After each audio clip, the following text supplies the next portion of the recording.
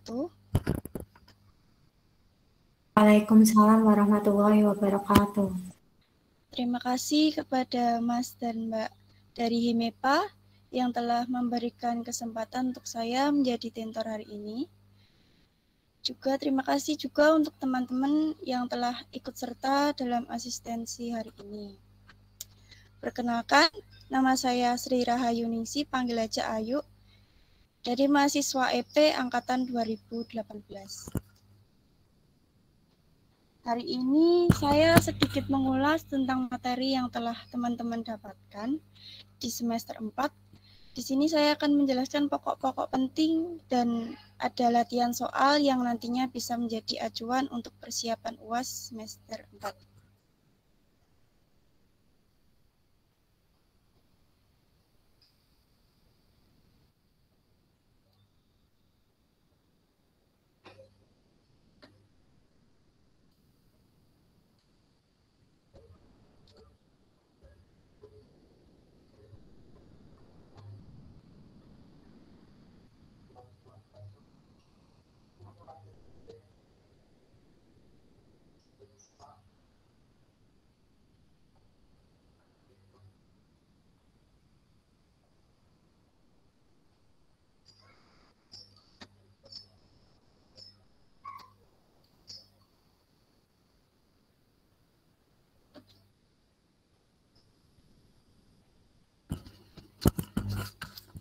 Slide-nya udah muncul, Mbak? Udah, Mbak. Oke. Ini mata kuliah ekonomi internasional ya. Untuk bab pertama yaitu neraca pembayaran internasional.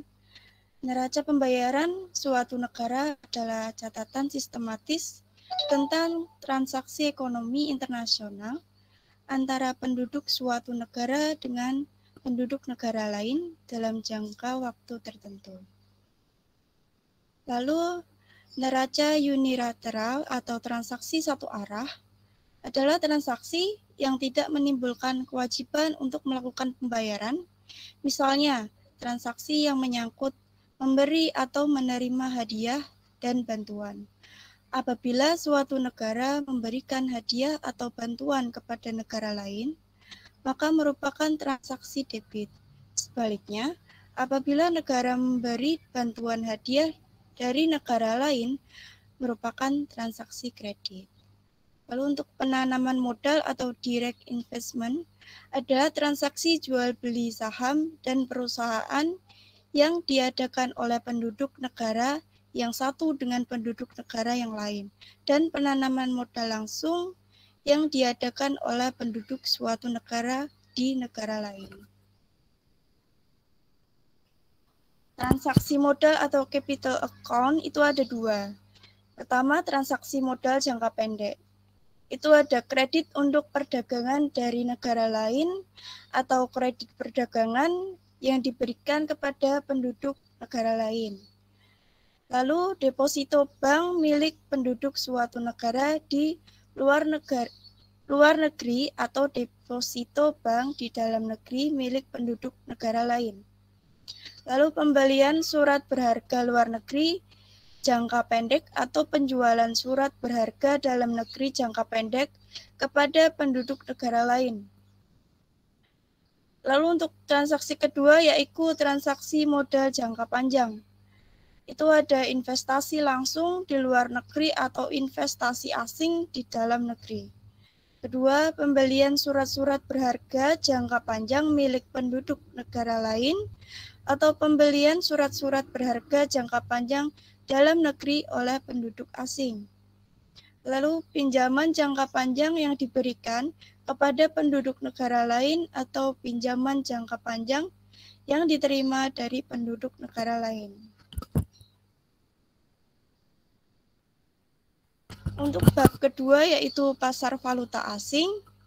Pasar valuta asing adalah sebagian lembaga pasar di mana orang dapat memperoleh fasilitas-fasilitas untuk melaksanakan pembayaran kepada penduduk negara lain atau menerima pembayaran dari penduduk negara lain. Adapun fungsi dari valuta, satu, mempermudah pertukaran valuta asing serta perpindahan dana dari suatu negara ke negara lain, sehingga memungkinkan terjadinya clearing internasional. Kedua, penyediaan kredit. Pasar valuta asing memberikan kemudahan untuk dilaksanakannya perjanjian atau kontrak jual beli dengan kredit.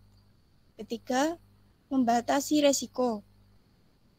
Pasar valuta asing memungkinkan dilakukannya hedging. 4. Spekulasi. Pada pasar valuta asing, orang dapat melakukan spekulasi, menerima, bahkan mencari resiko dengan harapan mendapatkan keuntungan. Bentuk valuta asing juga ada 4. Pertama, mata uang asing yang convertible. Kedua, saldo kredit suatu negara pada bank devisa di luar negeri. Ketiga, surat-surat wesel di luar negeri. Keempat, hak-hak penerimaan pembayaran dari penduduk negara lain dalam bentuk lainnya yang mempunyai tingkat likuiditas yang tinggi. Kurs atau foreign exchange rate. Kurs adalah perbandingan nilai atau harga antara kedua mata uang. Beberapa hal yang menyebabkan perbedaan nilai kurs. Itu ada 3. Pertama, perbedaan antara kurs beli dan jual oleh pedagang valuta asing. Kurs beli adalah kurs yang dipakai apabila para pedagang valuta asing atau bank membeli valuta asing. Lalu untuk kurs jual adalah kurs yang dipakai apabila para pedagang valuta asing atau bank menjual valuta asing. Kedua, perbedaan kurs diakibatkan oleh perbedaan dalam waktu pembayaran. Ada kurs telegraphic transfers, adalah kawat di mana penyerahan valuta asing dapat dilakukan dengan segera sehingga harga valuta asing relatif tinggi.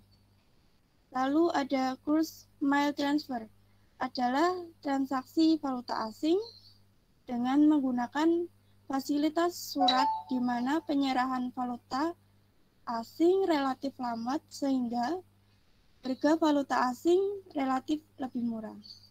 Ketiga, perbedaan tingkat keamanan dalam penerimaan hak pembayaran. Untuk bab ketiga yaitu lalu lintas pembayaran internasional. Peranan bank dalam pembayaran internasional itu ada 2, yaitu bank devisa merupakan lembaga dengan siapa mereka dapat menjual belikan surat-surat wesel luar negeri. Kedua, bank devisa sebagai perantara dalam mengadakan penagihan-penagihan kepada debitur di luar negeri. Untuk mekanisme pembayaran internasional itu ada 3, yaitu penyelesaian hutang piutang dengan pola desentralisasi. Kedua, penyelesaian hutang piutang secara terpusat. Ketiga, campuran dari kedua bentuk-bentuk ekstrim sebagaimana disebut di atas. Cara-cara pembayaran internasional itu ada 6. Yang pertama, pembayaran di muka atau advance payment. Penjual dan pembeli bertemu langsung di pasar untuk melakukan transaksi, seperti yang sering kita lakukan dengan uang ditukar dengan barang. Kedua, pembayaran kemudian atau open account. Transaksi yang dilakukan dengan pembayaran melalui transfer. Ketiga, pembayaran dengan surat wesel dagang atau commercial bill of exchange. Surat yang ditulis oleh eksportir yang berisi perintah kepada importir untuk membayar sejumlah uang tertentu pada waktu tertentu di masa yang akan datang. Keempat, pembayaran dengan konsiasi atau consignment. Pembayaran setelah barang terjual sebagian atau seluruhnya. Jadi barang yang dijual berupa titipan dengan jangka waktu tertentu dan pembayaran dilakukan melalui termin waktu. Kelima, pembayaran dengan imbal beli atau counter trade. Suatu transaksi yang dilakukan dengan cara barter. Seperti zaman dulu, seperti barang ditukar dengan barang. Lalu nomor 6, pembayaran dengan letter of credit. Surat yang dikeluarkan oleh bank atas permintaan pembeli atau importir yang ditunjuk kepada eksportir. Lalu sistem devisa pasar, macam-macam devisa. 1. Sistem standar emas atau gold standard system. Pada dasarnya, dalam sistem standar emas pemerintah atau bank sentral, berkewajiban untuk selalu bersedia menjual belikan emas kepada siapapun yang mengingatkan untuk membeli atau menjual emas dengan harga tertentu yang ditetapkan oleh pemerintah. Kedua, sistem kurs mengambang atau floating rate system atau kurs bebas atau kurs fleksibel. Ketiga, sistem pengawasan devisa atau exchange control system. Sistem ini biasanya dipraktikkan di negara-negara berkembang. Keempat, sistem kurs tambatan. Mata uang yang digunakan dalam negeri merupakan mata uang yang tidak convertible terhadap emas. Lalu ini ada latihan soal yang menurut saya kemungkinan akan muncul. Saya mengutip soal ini dari bukunya Pak Imron, Internasional 1. Untuk soal pertama, defisit neraca transaksi berjalan pada triwulan keempat tahun 2018 meningkat sejalan dengan permintaan domestik yang kuat. Defisit neraca transaksi berjalan pada triwulan keempat tahun 2018 tercatat sebesar 9,1 miliar dolar Amerika Serikat atau 3,57% produk domestik bruto. Lebih tinggi dibandingkan defisit pada triwulan sebelumnya sebesar 8,6 miliar dolar Amerika Serikat atau 3,28% produk domestik bruto. Uraikan lebih lanjut faktor apa yang mempengaruhi peningkatan neraca transaksi berjalan tersebut. Untuk jawabannya, peningkatan defisit neraca transaksi berjalan dipengaruhi oleh penurunan kinerja neraca perdagangan barang non-migas akibat masih tingginya impor sejalan dengan permintaan domestik yang masih kuat di tengah kinerja ekspor yang terbatas. Meskipun demikian, kinerja neraca pendapatan primer dan neraca jasa yang lebih dapat membantu mengurangi kenaikan defisit. Perbaikan neraca pendapatan primer, terutama ditopang pembayaran bunga surat utang pemerintah yang lebih rendah, dan kenaikan surplus jasa perjalanan antara lain didukung oleh penyelenggaraan Asian Para Games di Jakarta dan pertemuan tahunan IMF World Bank di Bali. Untuk soal kedua, salah satu faktor penyebab tertekan atau melemahnya nilai rupiah terhadap dolar adalah keengganan eksportir mengubah dolarnya dengan rupiah. Berikan penjelasan secukupnya. Untuk jawabannya, ada 4 alasan yang mengakibatkan eksportir enggan dalam mengubah dolarnya, yaitu pertama, perekonomian di Amerika sedang meningkat. Dampaknya di Indonesia sebagai negara berkembang mudah sekali terdepresiasi oleh pengaruh mata uang asing yang menekannya. Ditambah, rupiah memiliki karakter yang sangat sensitif dengan perekonomian internasional. kedua, tertekan dengan The Fed. The Fed sebagai bank sentral Amerika Serikat memiliki rencana memotong dan membatasi obligasi pada tahun 2013. Hal ini sangat berpengaruh besar terhadap perekonomian Amerika sebagai cara pemulihan yang nantinya sangat mengganggu lalu lintas jalur keuangan dunia. Ketiga, menurunnya komoditas ekspor Indonesia. Jika jumlah ekspor menurun, maka rupiah akan melemah. Jika permintaan ekspor semakin turun, maka neraca perdagangan semakin buruk. Keempat, impor barang semakin tinggi. Bila impor terus meningkat, maka kondisi perekonomian akan melemah dan nilai tukar rupiah terus merosot. Untuk ada sedikit yang bisa kita lakukan untuk membantu pemerintah meningkatkan nilai rupiah. Menurut saya, kita harus membeli produk di dalam negeri untuk mengurangi pembelian produk di luar negeri gitu. Terus mengurangi pembelian barang impor, berwisata di dalam negeri. Lalu soal berikutnya, pembayaran internasional dengan cara commercial bill of exchange.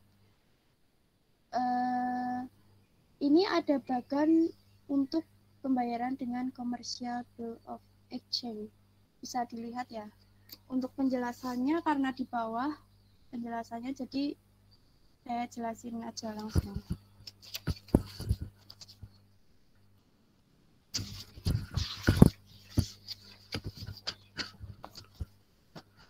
Untuk penjelasannya, nomor 1, pembelian importir dan penjual atau eksportir mengadakan kesepakatan kontrak jual beli atas jumlah barang dengan syarat-syarat pembayaran tertentu. Lalu kedua, barang dikirim oleh eksportir kepada importir dengan alat angkut tertentu yang telah disepakati sebelumnya. Ketiga, eksportir menyerahkan dokumen-dokumen kepada remitting bank atau bank di negara eksportir yang dipercaya untuk melakukan penagihan kepada bank di negara importir. Keempat, remitting bank melakukan collecting order atau penagihan dengan menyertakan dokumen-dokumen yang dikirim kepada collecting bank atau bank di negara importir yang akan melakukan pembayaran barang. Kelima, collecting bank menyerahkan dokumen-dokumen surat wesel dagang kepada importir. Keenam, importir menerima dokumen-dokumen untuk menyetujui serta melakukan pembayaran. Ketujuh, collecting bank melakukan akseptasi atau pembayaran kepada remitting bank. 8. Remitting bank melakukan akseptasi atau pembayaran kepada eksportir.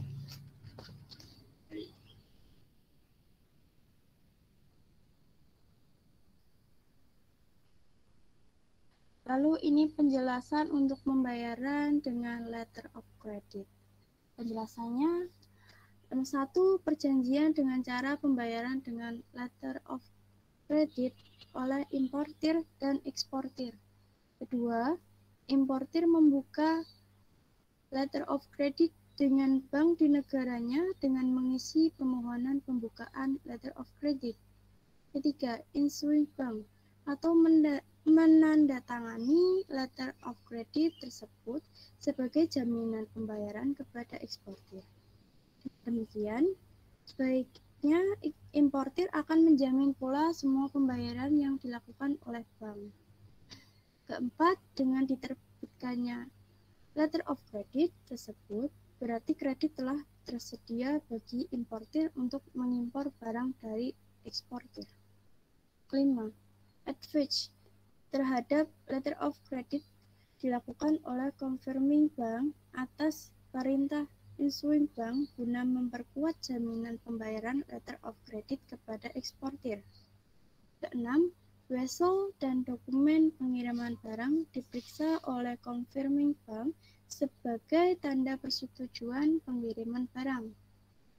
Ketujuh, wesel dan dokumen tersebut oleh confirming dikirim kepada issuing bank. 8. Setelah wesel tersebut ditandatangani oleh issuing bank, maka barang dapat dikeluarkan dari pelabuhan dan dikirim kepada importir setelah menandatangani trust receipt. 9. Pada waktu yang ditentukan, terjadinya transaksi pembayaran antara eksportir dengan confirming bank, lalu importir dengan issuing bank, lalu confirming bank dengan issuing bank. Untuk soal selanjutnya, pemerintah Indonesia menganut sistem floating exchange system. Sebutkan apa saja yang menandai sistem devisa tersebut. Jika pemerintah ingin mengubah sistem tersebut menjadi exchange control system, kebijakan apa yang harus dipenuhi Bank Indonesia? Untuk jawabannya, ini merupakan syarat-syaratnya ya. Untuk sistem floating exchange system itu ada 3, tidak ada pembatasan penggunaan valuta asing oleh pihak ketiga.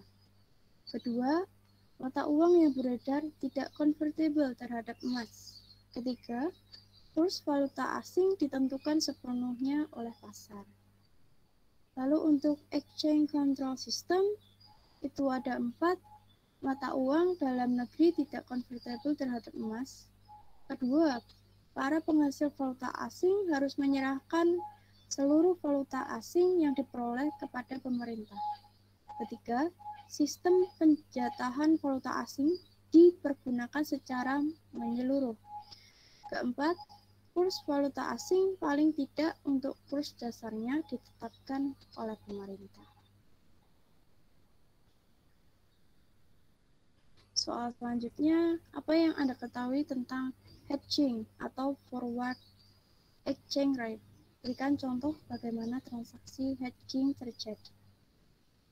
Jawabannya, hedging adalah upaya untuk menghindari resiko yang timbul dari kemungkinan adanya perubahan-perubahan kurs valuta asing. Dilakukannya dengan cara mengadakan forward exchange dengan bank. Forward exchange rate adalah harga valuta asing dalam satuan mata uang domestik. Untuk contohnya, andaikan perusahaan Indonesia berhutang sebesar $150 kepada eksportir Amerika yang dapat dibayar dalam 3 bulan. Kurs ini yang berlaku adalah $1-nya Rp10.000.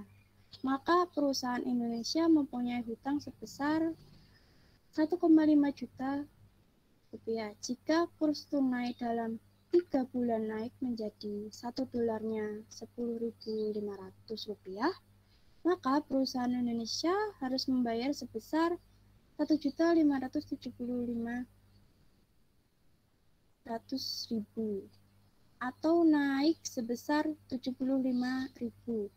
Namun, apabila kurs berjangka forward exchange dalam 3 bulan adalah 10.100 per dolar, maka Indonesia dapat membeli $150 sekarang dengan 10.100 per dolar untuk penyerahan 3 bulan dan terhindar dari resiko perubahan valuta asing yang lebih tinggi.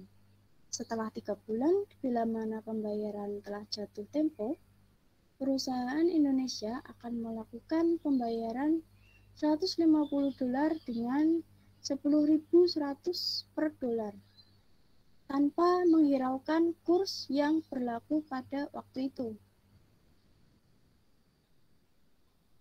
Lalu untuk soal selanjutnya, integrasi ekonomi dalam bentuk custom union akan memberikan keuntungan statis dan dinamis bagi negara anggota.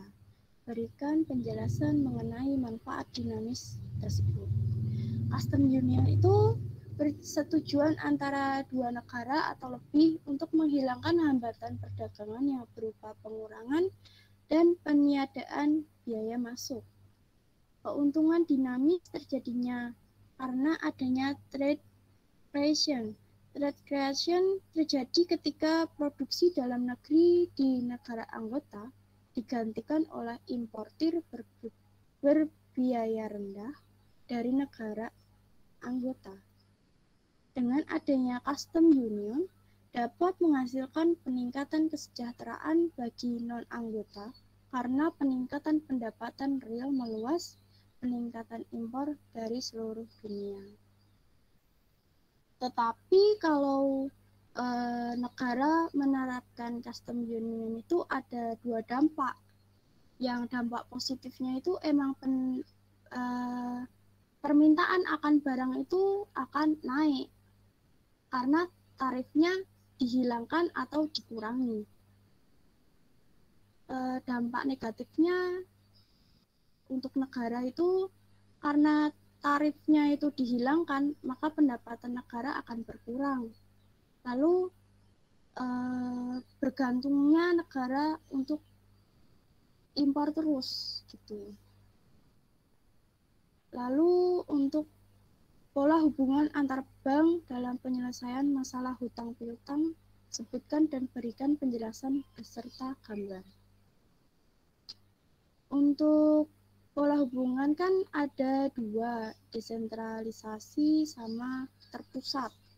Nah, untuk desentralisasinya, penjelasannya pola hubungan semacam ini dapat dilakukan secara bilateral, yaitu hubungan ekonomi atau pembayaran yang dilakukan antara dua negara. Contohnya, negara E dapat melakukan pembayaran hutang piutang langsung kepada negara D, yang tentunya semua transaksi pembayaran dilakukan melalui bank masing-masing negara. Lalu untuk terpusatnya, itu penjelasannya dalam pola hubungan penyelesaian hutang piutang semacam ini, ada sebuah negara yang bertindak sebagai pusat keuangan atau financial center. Dalam gambar di atas, yang bertindak sebagai financial center atau pusat keuangannya adalah negara C. Sebagai contoh, negara E membayar hutang piutangnya kepada negara A dapat dilakukan melalui negara C sebagai pusat pembayaran. Lalu untuk sistem pembayaran dengan consignment, itu ada perjanjian tentang cara pembayaran dengan consignment oleh importir dan eksportir. 2. Penjual mengirim atau menyerahkan barang kepada bonded warehouse. Bonded warehouse itu pergudangan berikat atau suatu daerah pergudangan untuk menyimpan barang-barang tanpa membayar pajak atau biaya dan pemungutan resmi lainnya sampai barang tersebut dikeluarkan kembali. Lalu ketiga, penjualan penyerahan delivery instruction kepada bank. Keempat, pembeli menyerahkan delivery instruction kepada bonded warehouse. Kelima, bonded warehouse menyerahkan barang kepada pembeli. Keenam, pembeli melakukan pembayaran ke bank. Ketujuh, bank melakukan pembayaran kepada penjual. Lalu untuk pembayaran dengan open account, penjelasannya nomor 1, penjualan, maksudnya itu penjual ya. Penjual menyerahkan barang tertentu terlebih dahulu kepada pembeli. Kedua, barang dikirim kepada pembeli. Ketiga, penjual mengirim dokumen-dokumen komersial kepada pembeli. Keempat, pembeli menyerahkan sejumlah uang tertentu kepada penjual. Untuk materinya cukup ini menurut saya. Apakah ada pertanyaan? Saya kembalikan lagi kepada moderator. Baik, sekarang memasuki sesi tanya jawab bagi Mas dan Mbak yang belum paham mengenai materi yang dijelaskan tadi, bisa ditanyakan dengan cara menghidupkan mikrofonnya.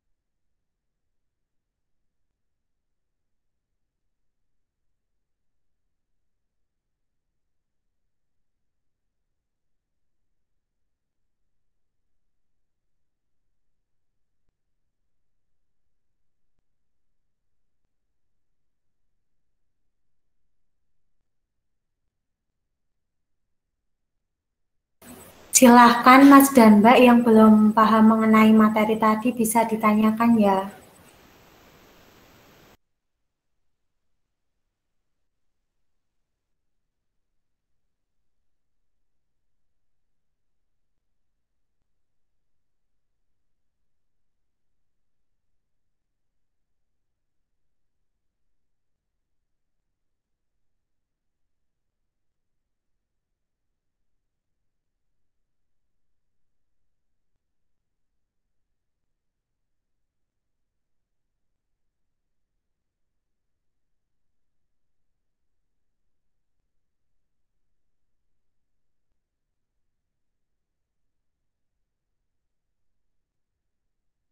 Izin masuk Kak. Mau bertanya dong. Yang saya tanyakan, mengapa kuota impor di suatu negara dapat menghambat terjadinya perdagangan internasional?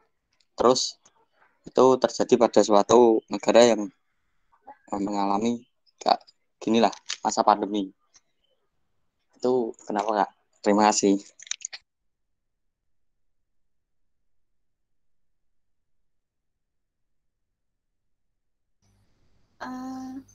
Maaf Mas, tadi bisa diulangi? Oke. Mengapa kuota impor di suatu negara dapat menghambat terjadinya perdagangan internasional pada suatu negara itu di masa yang sekarang ini, di masa pandemi. Mungkin seperti itu.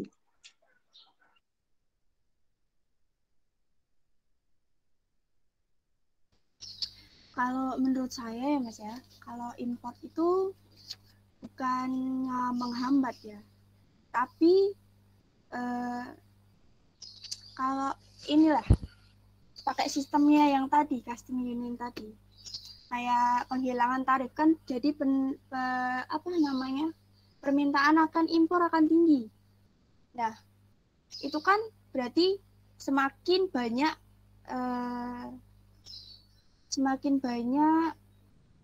perdagangan internasional. Tetapi untuk negara berkembang sendiri itu kemungkinan tuh dampaknya ada gitu loh. Kalau untuk penghambat itu bukan penghambat, tapi dampaknya untuk negara gitu. Ada dampak negatifnya, ada positifnya. Kalau untuk negatifnya itu kemungkinan kita itu tergantung gitu loh. Jadi untuk misalnya tuh kita tertarik sama produk luar negeri. Nah, kita kan pasti impor kan? Nah, itu jadi barang-barang di dalam negeri itu kayak terkalahkan gitu. Jadi untuk penghambat perdagangan internasional tuh enggak, cuma dampaknya gitu aja.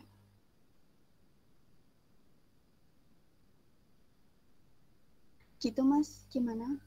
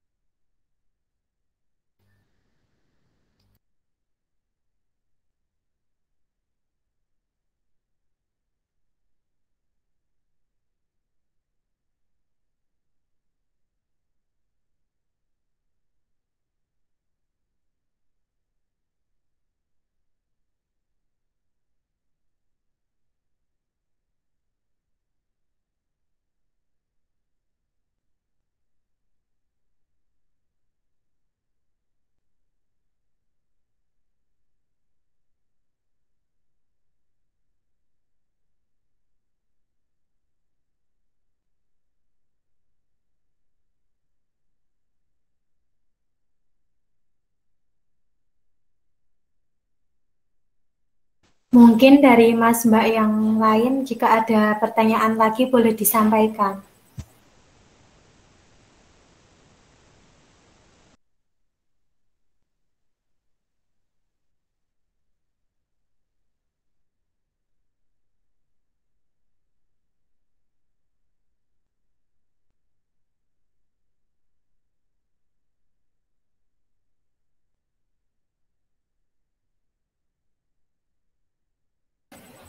Mohon maaf Mbak Ayu, ini ada feedback dari Mas Akid. Izin feedback berarti ada kebijakan tersendiri untuk kuota impor yang sedang terdampak, Mbak.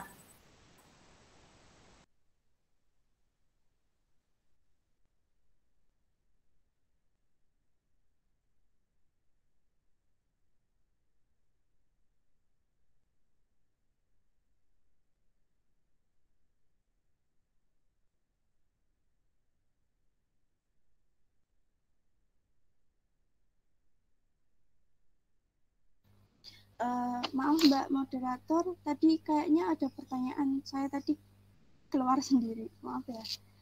Coba diulangin Mbak.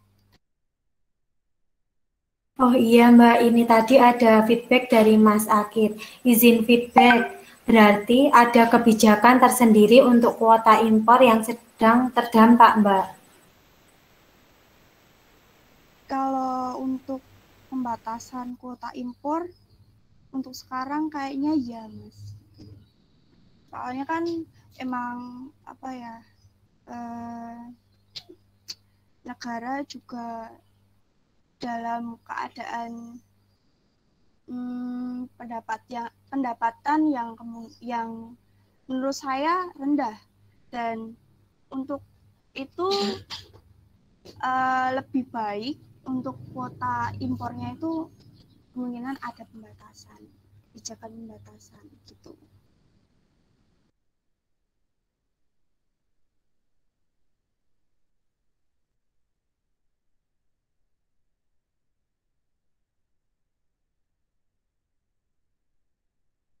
Bagaimana dengan Mas Akid? Mungkin ada feedback lagi.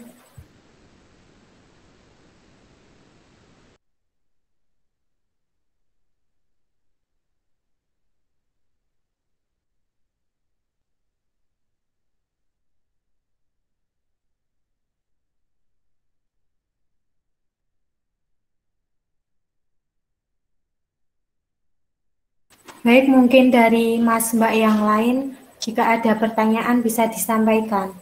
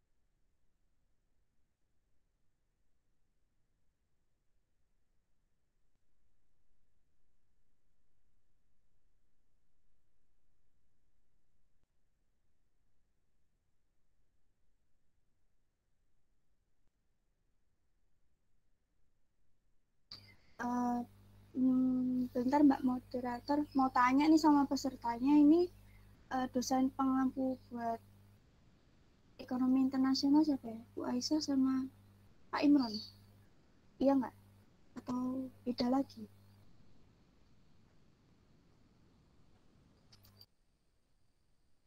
Mungkin dari Mas dan Mbak bisa dijawab pertanyaan dari Mbak Ayu.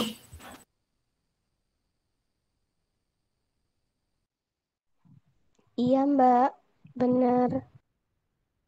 Oh, untuk dosen pengampunya Bu Aisyah sama Pak Imron, pasti kalian punya bukunya yang dari Pak Imron kan? Nah, lebih kalau menurut saya kemungkinan banyak yang keluar dari bukunya Pak Imron itu. Dari pengalaman saya sih gitu.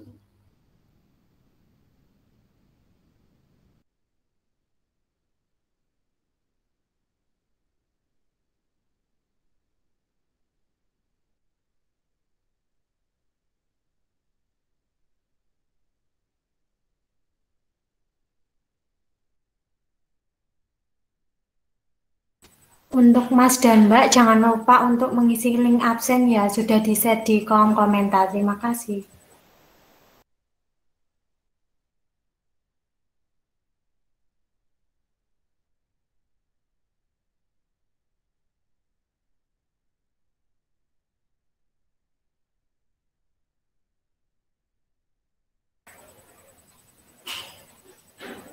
Baik, jika dari Mas Mbak sekalian tidak ada pertanyaan lagi, sekian asistensi pada hari ini.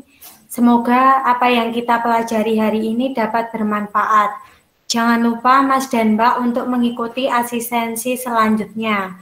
Dan bagi yang sudah mengikuti asistensi pada hari ini, saya ucapkan terima kasih. Serta mohon maaf apabila ada kekurangan dalam asistensi hari ini. Good luck buat Mas dan Mbak dalam mengerjakan UAS. Wassalamualaikum warahmatullahi wabarakatuh.